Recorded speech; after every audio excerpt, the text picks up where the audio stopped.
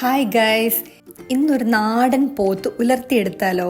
അതിനായി നമുക്ക് ആവശ്യമുള്ള വെജിറ്റബിൾസ്: 2 വലിയ ഉള്ളി ചെറുതായി അരിഞ്ഞത്, 2 പച്ചമുളക്, 1 തക്കാളി, കുറച്ച് കറിവേപ്പില, മല്ലിയില ചെറുതായി അരിഞ്ഞത് എന്നിവയാണ്. ഇനി നമ്മുടെ പോത്ത് നന്നായി കഴുകി വൃത്തിയാക്കിയതിന് ശേഷം നമ്മുടെ പ്രഷർ കുക്കർ എടുത്ത് ചൂടായി വരുന്ന സമയത്ത് നല്ല വെളിച്ചെണ്ണ അതിലേക്ക് ഒഴിച്ച് ഒരു ചെറിയ പീസ് പട്ട അതിലേക്ക് ഇട്ട് ജിഞ്ചർ ഗാർലിക് പേസ്റ്റ് ആണ് ഞാനിവിടെ ഇട്ട് കൊടുത്തത്. അത് നന്നായി ഒന്ന് ഇളക്കി കൊടുത്തതിന് ശേഷം നമ്മൾ ചെറുതാക്കി മുറിച്ചു വെച്ച സവാള അതിലേക്ക് ഇട്ട് 1 സ്പൂൺ ഉപ്പ് കൂടി ഇട്ട് കൊടുത്ത് നന്നായി ഒന്ന് ഇളക്കി കൊടുക്കുക. ഇനി ഇതിലേക്ക് നമ്മൾ അരിഞ്ഞു വെച്ച പച്ചമുളകും തക്കാളിയും കൂടി ഇട്ട് കൊടുത്ത് ഒന്നും കൂടി നന്നായി ഒന്ന് വഴറ്റിയെടുക്കുക. ഏകദേശം വാടി വരുന്ന സമയത്ത് നമുക്ക് പൊടികൾ ചേർത്ത് കൊടുക്കാം. ഞാനിവിടെ എടുത്തിട്ടുള്ളത് മല്ലിപ്പൊടി, മഞ്ഞൾപ്പൊടി, ഗരം മസാല, മീറ്റ് മസാല, മുളക് പൊടി എന്നിവയാണ്. ഈ പൊടികളെല്ലാം ഇതിലേക്ക് ചേർത്ത് നന്നായി ഇതിന്റെ പച്ചമണം മാറുന്നത് വരെ ഇളക്കി കൊടുക്കുക. ഏകദേശം ഇതിന്റെ പച്ചമണം ഒന്ന് മാറുന്ന സമയത്ത് നമ്മൾ കഴുകി വെച്ച ബീഫ് ഇതിലേക്ക് ആഡ് ചെയ്ത് കൊടുക്കുക. ഈ ഒരു പോത്ത് ഇതിലേക്ക് ചേർത്ത ശേഷം ഇത് വീണ്ടും ഒന്ന് ഇളക്കി കൊടുക്കുക. ഈ ഒരു മസാലയെല്ലാം ബീഫിലേക്ക് ചേരത്തക്ക വിധം മസില് പിടിച്ച് ഇളക്കി കൊടുക്കുക. അതിനുശേഷം 1/2 ടീസ്പൂൺ വിനാഗിരും കൂടി ചേർത്ത് കൊടുക്കുക. പിന്നീട് 1/4 കപ്പ് വെള്ളവും കൂടി ഒഴിച്ച് നന്നായി ഒന്ന് ഇളക്കി കൊടുത്തതിന് ശേഷം അവസാനമായി നമ്മൾ എടുത്തു വെച്ച മല്ലിയില, കറിവേപ്പില എന്നിവ കൂടി ചേർത്ത് കൊടുത്ത് നമുക്കിത് അടച്ചു വെച്ച് വേവിക്കാം.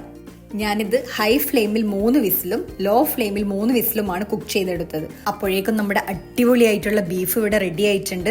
നല്ലൊരു സ്മെല്ലെല്ലാം വരുന്നുണ്ട് കേട്ടോ. അപ്പോൾ നമ്മൾ പ്രഷർ കുക്കർ ഓപ്പൺ ആക്കി. വാവ്, അടിപൊളിയായിട്ടുള്ള ഒരു ബീഫാണിത്. ഇനി നമുക്ക് അടുത്തതായി ഒരു പാൻ അടുപ്പത്ത് വെച്ച് നല്ല കോക്കനട്ട് ഓയിൽ അതിലേക്ക് ഒഴിച്ച് 1/2 ടീസ്പൂൺ വലിയ ജീരകമാണ് ഞാൻ ഇവിടെ ഇട്ട് കൊടുത്തത്. ജസ്റ്റ് അതൊന്ന് പൊട്ടി വരുന്ന സമയത്ത് തേങ്ങാക്കുത്ത് ഞാൻ ചെറുതാക്കി മുറിച്ച് വെച്ചിട്ടുണ്ട്. ഈ ഒരു പാനിലേക്ക് അതുകൂടി ഇട്ട് കൊടുത്ത് നന്നായി ഒന്ന് ഇളക്കി കൊടുക്കുക. ഇതൊരു ഗോൾഡൻ കളർ ആവുന്നത് വരെ നന്നായി ഒന്ന് ഇളക്കി കൊടുക്കുക. അതിനുശേഷം നമ്മുടെ ബീഫ് ഇതിലേക്ക് ഇട്ട് കൊടുത്ത് വീണ്ടും ഒന്ന് യോജിപ്പിച്ചു കൊടുക്കുക. ഈ ഒരു ബീഫിൽ കുറച്ച് വെള്ളമുണ്ട്, അപ്പോൾ വെള്ളം നമുക്കൊന്ന് വറ്റിച്ചെടുക്കാം. ഇത് എത്രത്തോളം ഡ്രൈ ആവണമെന്ന് ഓരോരുത്തരുടെ ഇഷ്ടം അനുസരിച്ചാണ് ചെയ്യുന്നത്. ഞാനിവിടെ ഇത് ഒരുപാട് ഡ്രൈ ഫ്രൈ ആക്കുന്നില്ല. ഇതിന്റെ വെള്ളമെല്ലാം കുറച്ചൊന്ന് കുറുകി വരുന്ന സമയത്ത് കുറച്ച് കറിവേപ്പില കൂടി ഇട്ട് കൊടുത്ത് നന്നായി ഒന്ന് ഇളക്കി കൊടുക്കുക.